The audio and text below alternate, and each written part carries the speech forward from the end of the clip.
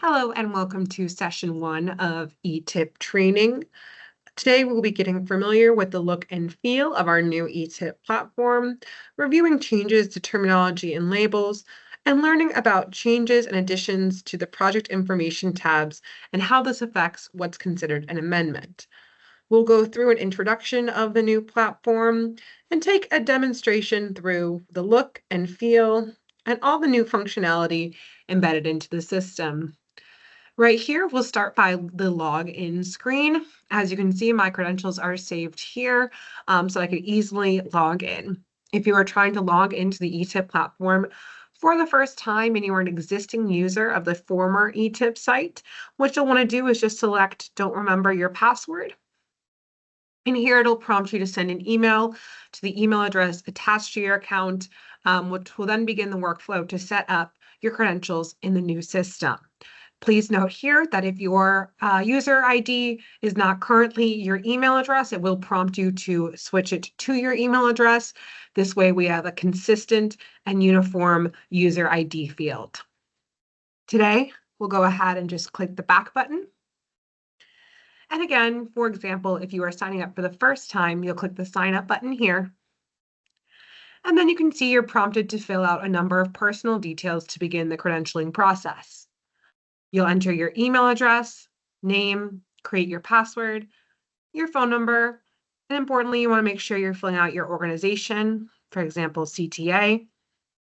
This will indicate which sort of projects you'll need access to. You'll indicate your requested plans. For example, say that I am working on applications on behalf of CTA, and I'm also working on regular TIP amendments. In that case, I want to select all. You'll see CMAP plans in the field here that refers to which area of the TIP you need access to. Say I'm not doing anything with the call for projects and I just need the TIP, you'll just check TIP. And vice versa here, if I'm just going in to support the call for projects, applications on behalf of CTA, that'll be my selection. So let's just go here. For example, it'll also say to note your requested access level, and you'll see a number of different roles here assigned in the platform. For this, most people using the platform as sponsor users, those making TIP changes, will go down to sponsor. There you can view, add, amend, and submit projects for review.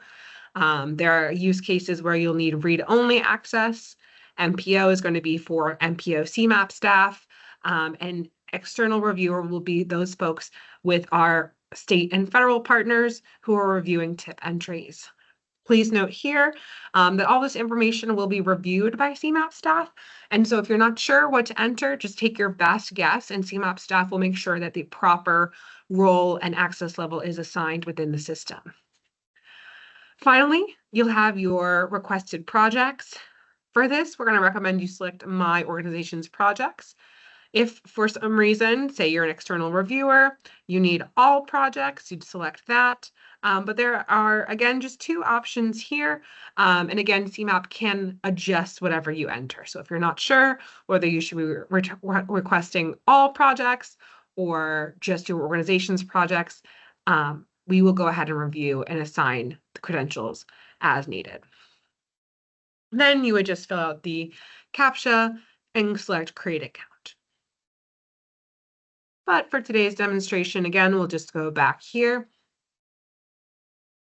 to that main sign-in page, and we'll take a look at the new platform.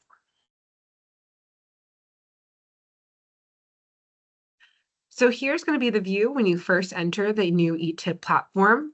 Right off the bat, you'll notice it's a bit different than our old eTIP platform. On our main home page, also known as the dashboard here, we have a row for project delivery, and then we have a row for programming. A majority of your workflow will take place in this bottom section here. You'll see it's kind of grouped into different buckets: draft, pending, denied, accepted, and total projects. This is where you'll be able to locate your projects, but we'll get a little bit more into some advanced searching and filtering later in today's training.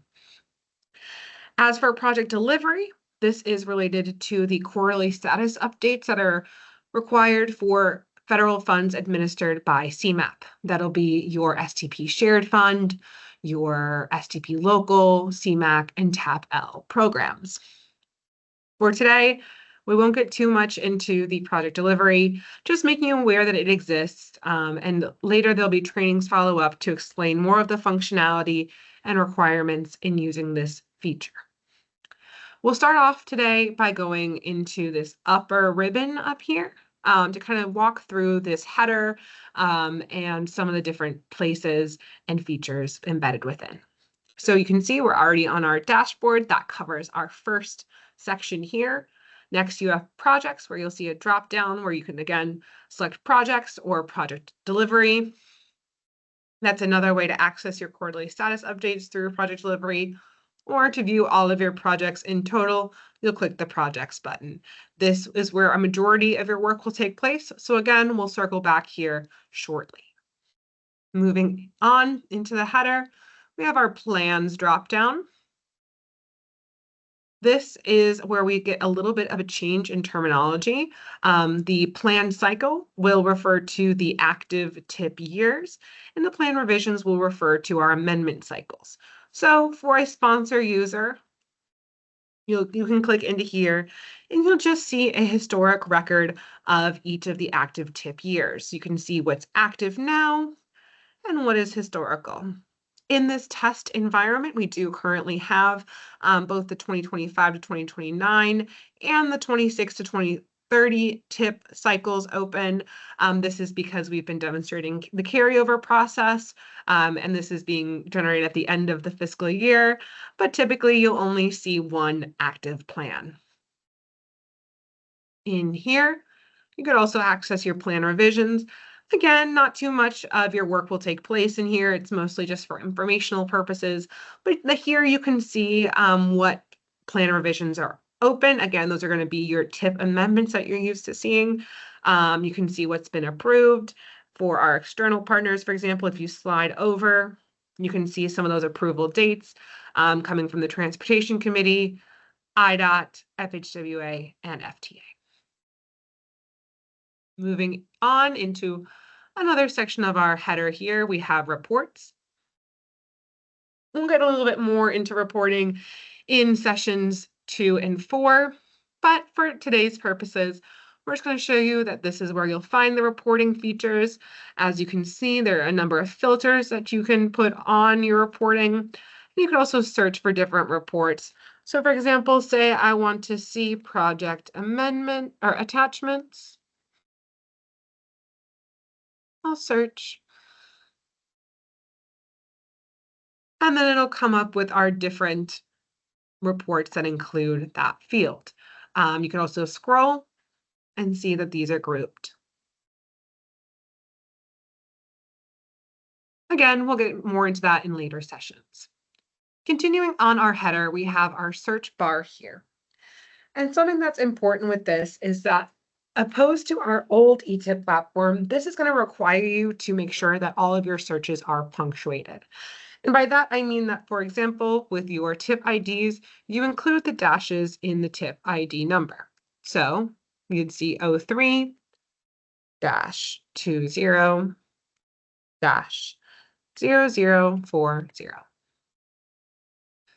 And there's the project. But if we take away a dash, no results found. So it's incredibly important that you make sure that all of the dashes and punctuation of an ID are included. You can search more than a TIP ID here. So for another example, we'll go with an FTA grant number IL-2023-036.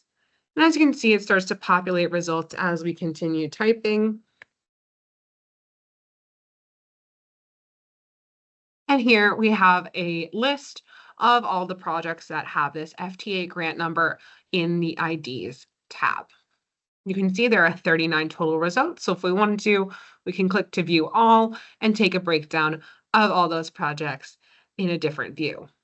But for demonstration purposes today, let's just say, again, we forgot one of the dashes, no results. And so it's really important that when you're both searching ID numbers And when you're entering them into the ID tab in the project, that everything is entered accurately and consistently across your organization.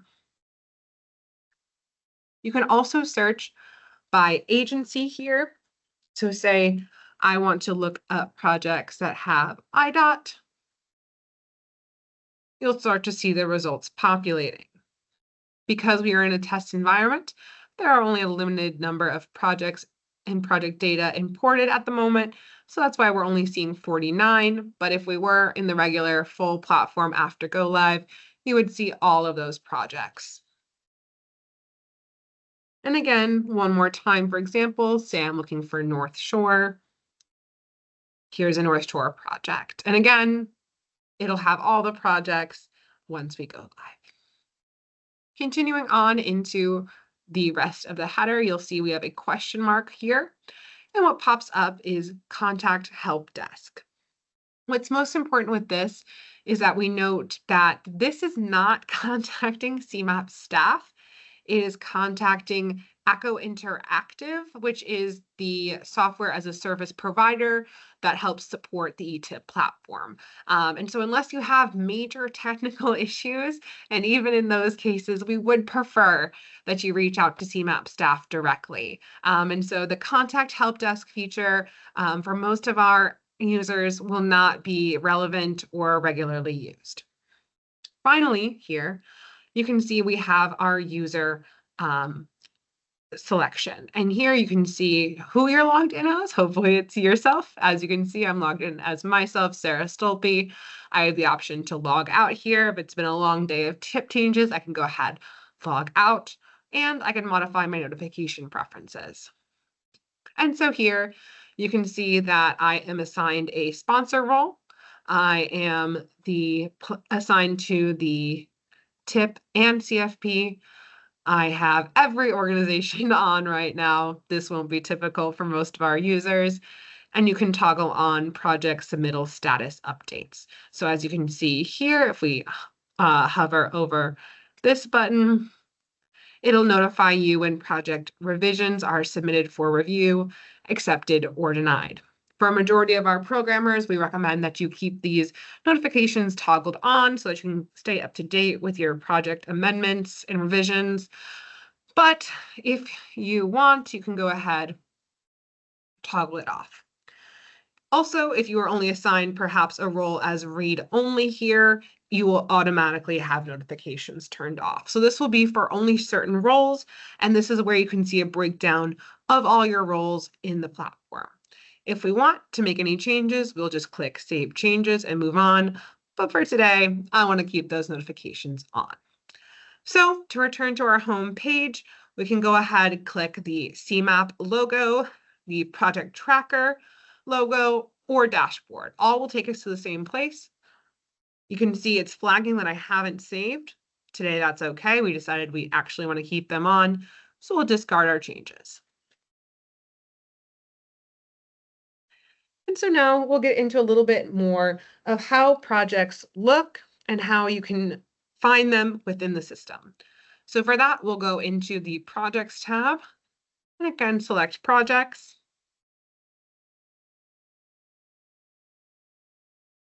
Here you'll start to see a long list. So as you may have noticed in our search bar, you can only search by ID or agency.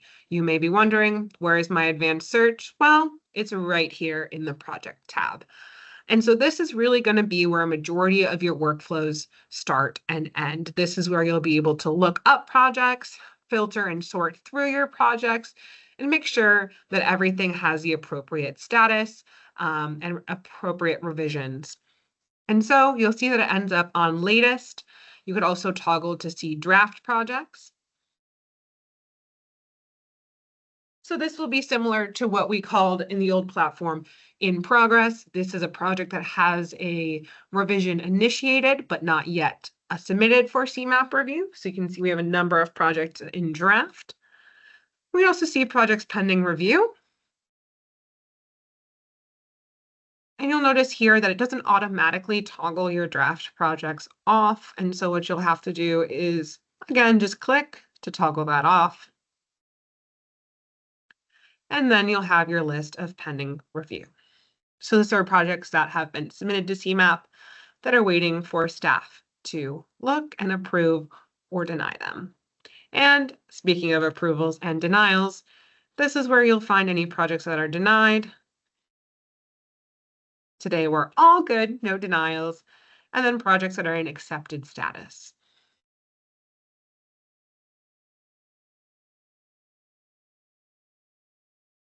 Wonderful. And so again, you'll see you'll have to toggle these on to make isolated lists. But for now, we'll just go back to our latest and greatest.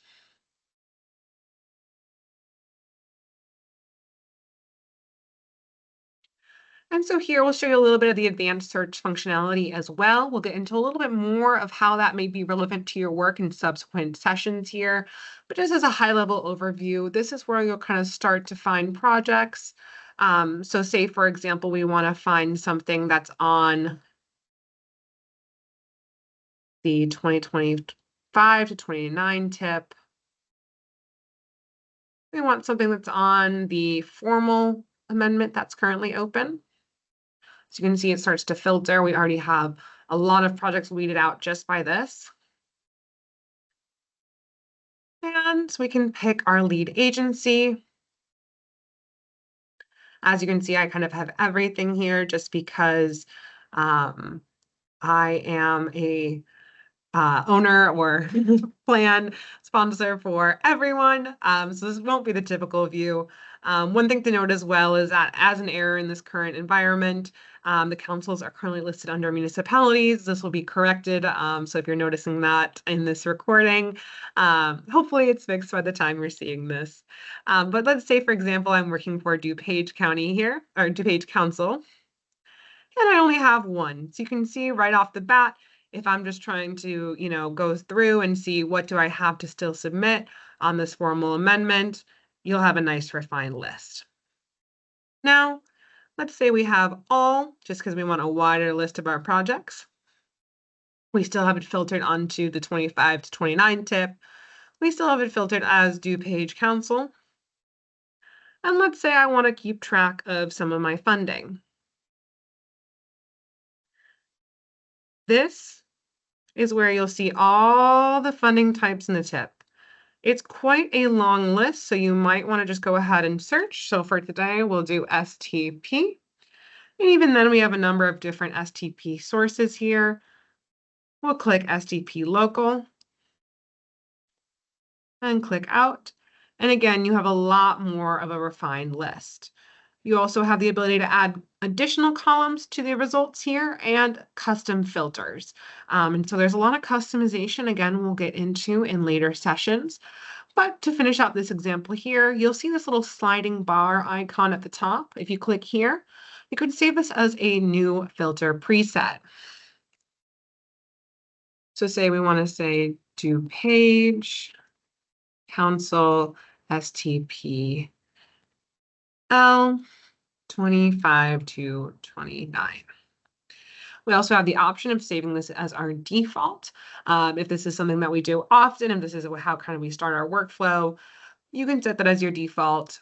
Please note that if you don't have a default set, that whatever cell is set first will kind of become that default. So just noting that here, we'll click it and click save.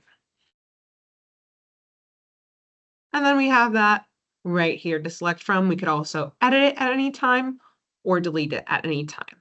And just a reminder, if you are using some of these presets, using a lot of advanced searching, we do recommend regularly doing clear all. If you're not finding the results you need, there may be something in your filtering criteria that you might not be noticing to find all the projects you're looking for. And so the advanced search filters do stay on until you toggle them off. So again, using that clear all just to make sure we're all good there. And so we'll look at some example projects here just to see how they're configured in this system. We'll return to 03-20-0040.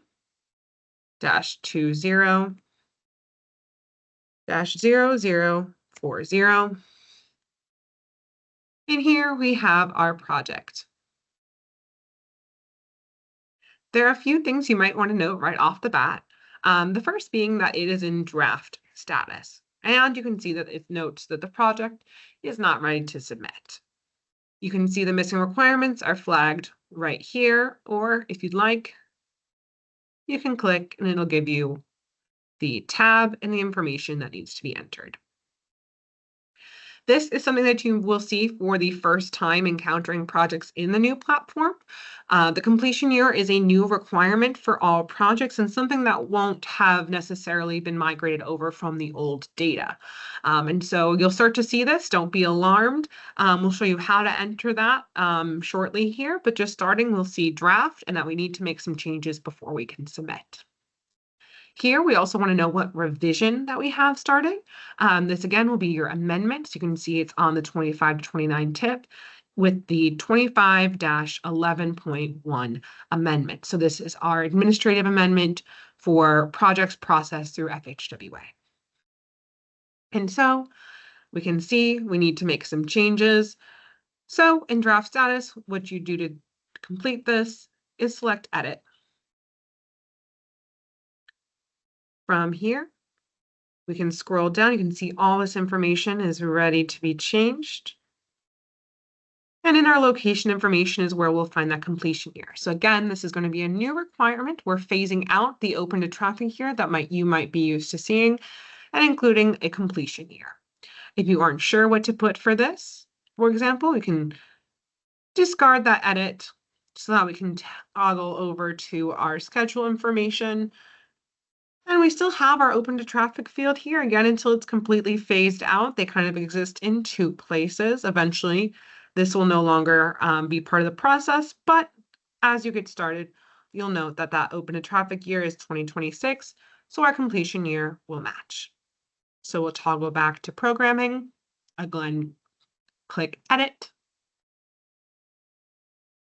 And we'll go to our completion year. Here you'll see kind of a distinction from model completion year and open to traffic. Model completion year, something that you should be used to seeing if you work with non-exempt projects. This is going to be our horizon or scenario year for modeling any non-exempt or exempt tested changes. This project is exempt, so we're going to use the open to traffic dropdown and include that 2026 date.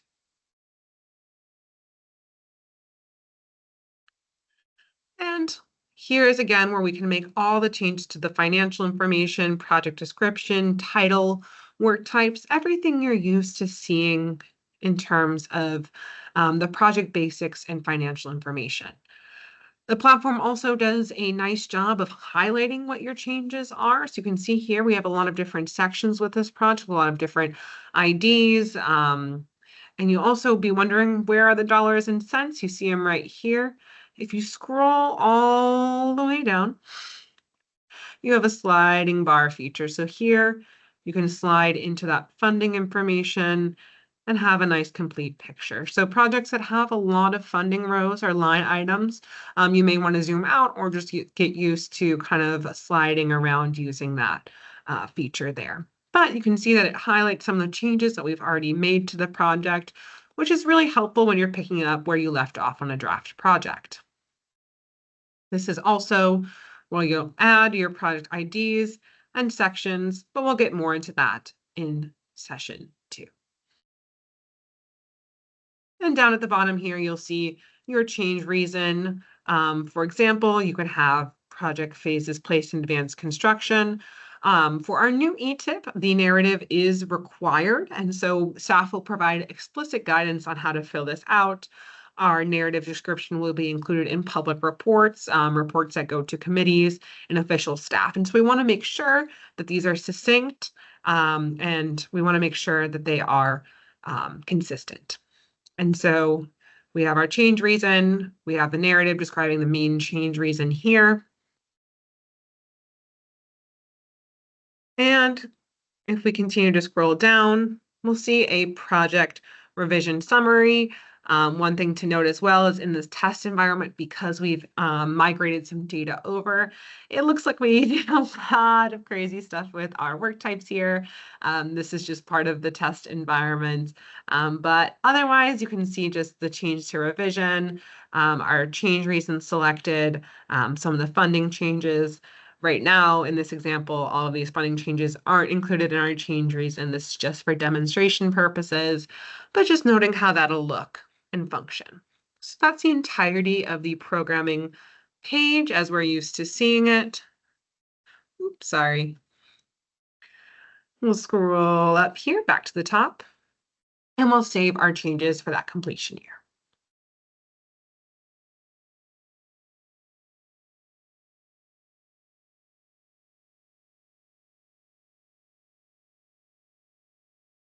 The project will reload, and you'll see that our flag to fill out that completion year is gone. It says the project is now ready to submit. And we'll move into some of the other tabs just to make sure we're making all the changes before we submit to CMAP staff. Here we have our obligation tab, which isn't too different from what you're used to seeing, except for this nice new bar chart. Otherwise, we have our federal categories, amounts, and obligation information here, as usual. We'll continue into our map. This is kind of a new and improved section here. These new maps are powered by Esri. That you may recognize that name as the creators of our ARC softwares. So that'll be like ArcGIS Pro or ArcGIS Online. They're really big in the mapping industry. And so this is now integrated to improve the spatial analysis and mapping features for CMAP and for our programmers. And so to map this project, again, you would just click that edit button. Here you can start to see options for mapping. Right now, we're just seeing a full picture of the United States. And so let's get a little bit closer to our project area. You do have the ability to search.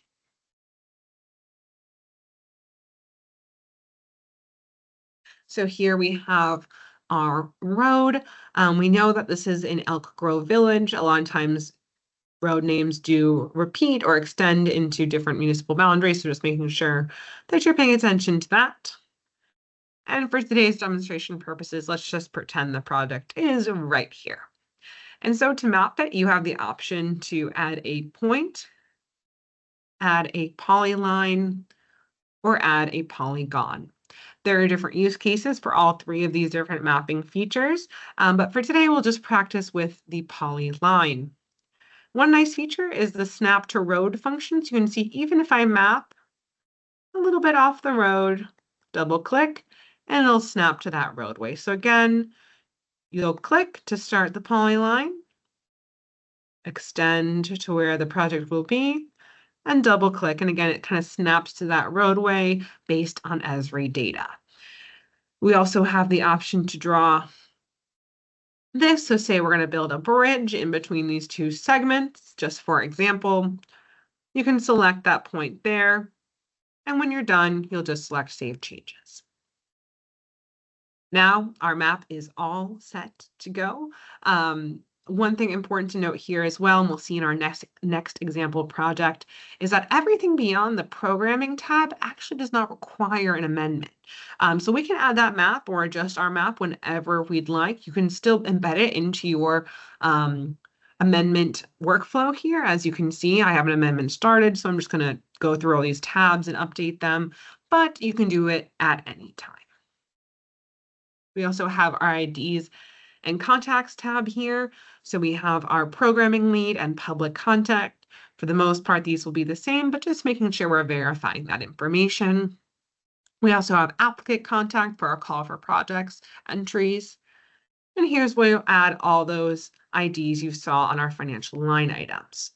So like I said, you can add these at any time. It will take an amendment to add them to the financial line items, but this is a change you can at least do at any time. For example, let's say you got a new PPS number. You could enter it simply by clicking Edit and entering our PPS number. And add ID. There it is. And again, you can save or discard. So say, I actually don't want to do this right now. You can always discard, and that'll just be discarding your changes on this tab. As you move through the different tabs, you want to make sure you save as you toggle through, just to make sure that those changes are maintained or discarded by each tab. Here's where you'll find your attachments and documents. So again, if you want to upload, you'll just click this and then select files. Here we're going to do our test file. And you can backdate it if you want. So say I got a new PPI last week. You can enter there. It'll also automatically pull the file name as the description, but if you want to update that, you can say PPI, document type,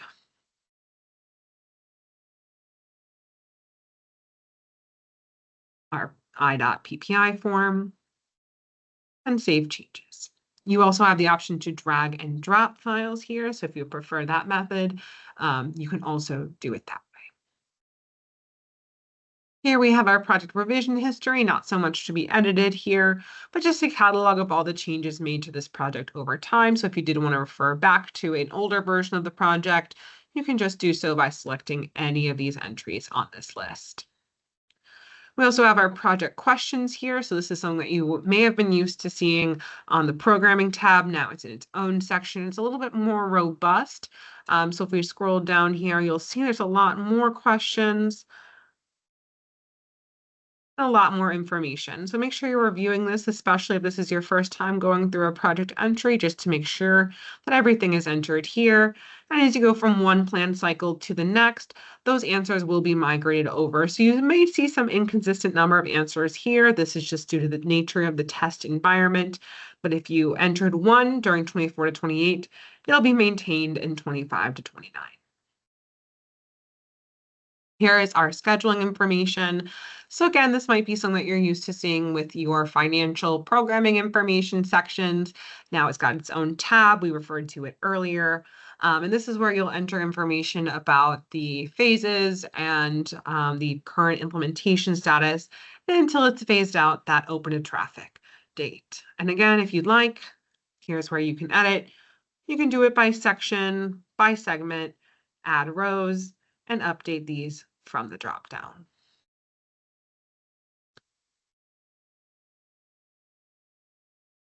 Moving along in this project, we'll see that there are a few more tabs. One is related projects. This is anything that projects may have been split from, combined with, or call for projects entries. And so you can see this was part of the call for projects in 24 to 28 cycle. And so if you want to review the call for projects entry, just click on the project, and here it'll bring you to that application. Important to note that if you want to get back to the project you were working on, make sure you do not click that back button on your browser, but instead the back button inside of the platform to maintain a consistent flow of information.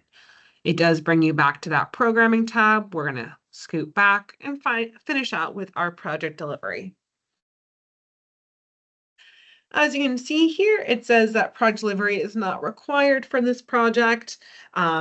Say that it were, this is where you'll enter quarterly status update information, answer a series of questions that you may be used to seeing on those spreadsheet formats. And CMAP staff is able to toggle this feature on and off. So if you do receive CMAP administered funding, this is where you'll find it, and you'll start to see that updates are required, and you'll be prompted to make revisions there. So that is our entire project here. Our project is ready to submit, and we just click submit for review. And it's off for CMAP staff to take a look, and we're returned back to our project list here. We have one more example here just to highlight some differences. This is going to be 16, 23, 0003. And again, I'm searching with my dashes, and we'll click into our project. Here you can note that off the top, like we did in the last project, this project is in accepted status. The last revision was the 25 carryover. And so you can see that nothing has been changed kind of in the last fiscal year. This isn't super uncommon with transit projects. This is a CTA project here. But we'll go through kind of how this looks now that the project is not in draft, but instead accepted. So say I want to make changes. For example, I see the completion year is required. I'll click edit. And oh no, you'll notice that everything is grayed out. And so this is kind of an indicator to you that you need to initiate amendment to change the information on this tab. So we discard, we can't make changes, and say we did want to make that amendment. You would click amend project. This is a little bit different than what you might be used to. You actually have to select the plan cycle at the top. So we'll say we're changing it within this plan cycle on the administrative amendment, but it's a transit agency. So FTA funds for the administrative will be on that point 2. We'll make sure that these are labeled for you so that's nice and easy, but just kind of noting some quirks of the system and how you'll have to think through this. Then you'll see that you're required to put a change reason. This can be edited before you submit it to staff, so this isn't your one and only chance to select this. However, it is required to get started. So it kind of helps you think of what changes you're going to make before you actually start your amendment. And so for this, we're updating our completion year. We don't have that as a change reason as it currently stands. So for example, we'll just use open a traffic year.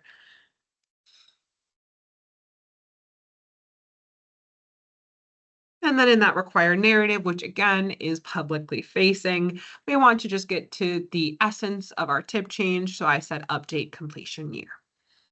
And we'll amend the project. Now you can see that the project was moved into draft status. And again, we see that flag that it's not ready to be submitted.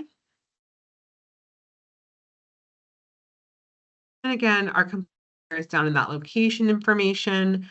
This is a exempt project. So for example, we'll just click 2030 and save our changes.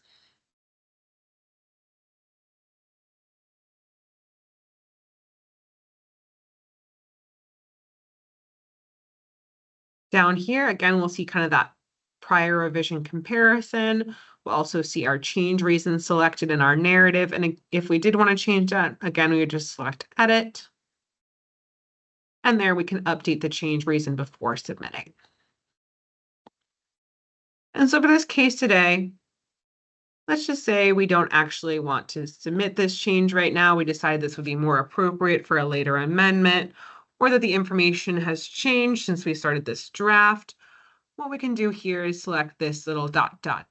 and say delete project revision. So that'll scrap the entirety of the amendment that you've initiated. It hasn't been submitted. It'll just delete it and revert it back to our accepted project. So we'll click delete. It'll bring you back to the project list.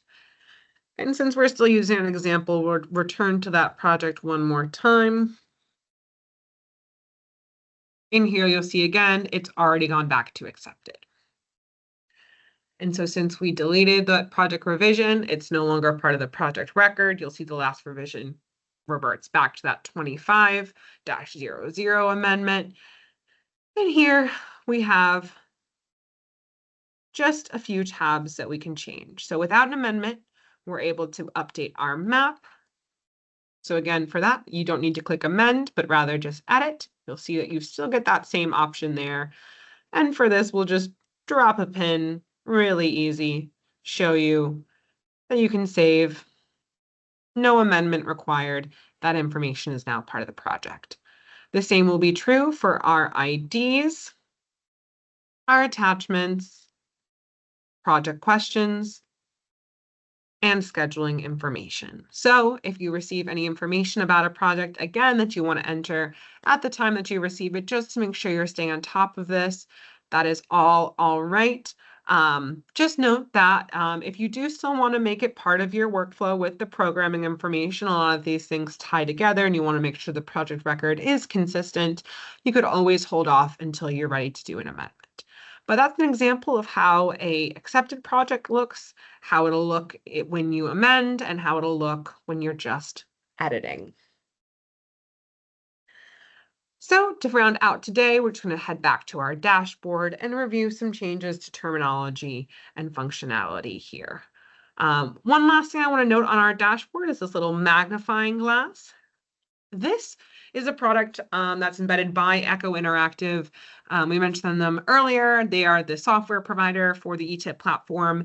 And this is a place, it is connected to Echo Interactive and not CMAP staff, but it's going to be crowdsourced information of how to use some of the platform functionality. So it won't be customized to CMAP. It won't have our user guide or quick reference guide here, but instead information. There are of different government organizations, even other MPOs, DOTs, that use this software. And so you can kind of see information like what is a plan cycle, and learn the basics of the terminology as is prescribed by Echo Interactive. So they are encouraging users to use this function. You'll see because we're in the test environment, there are no messages. If you were to send a message here, again, it's not going directly to CMAP staff. It'll just be part of the Echo Interactive platform users group here. So you can kind of navigate this if you do have more basic questions, just to kind of see what can be answered. So if you're struggling to use this platform for the first time and you have a question more about the look and feel than you do the CMAP policies, this could be a good place to look. And so just noting a few changes again to the terminology and workflows. Your plan cycle will be your active TIP years. Your plan revisions will be that amendment number. Project delivery will be used for quarterly status updates. Completion year will be replacing open traffic. As I've indicated at the time of this recording, we kind of have both right now, but eventually open traffic will be phased out. And then anything that's a deleted project. So on the rare case that you do have a deleted project, something that you've decided not to progress forward, that'll be called a removed project here, and you'll have the option in your amendment workflow to remove a project. That doesn't mean it's deleted from the database, as is with the old platform. Deleted projects still exist and can be referred back to. All that data is maintained, but that just means it's no longer in our active plan or TIP cycle. That is all for session 1. Thank you guys so much for listening in. And if you have any questions, feel free to reach out to TIP staff or tune in to sessions 2, 3, 4, or any of our following informational videos to learn more about the eTIP platform. Thank you.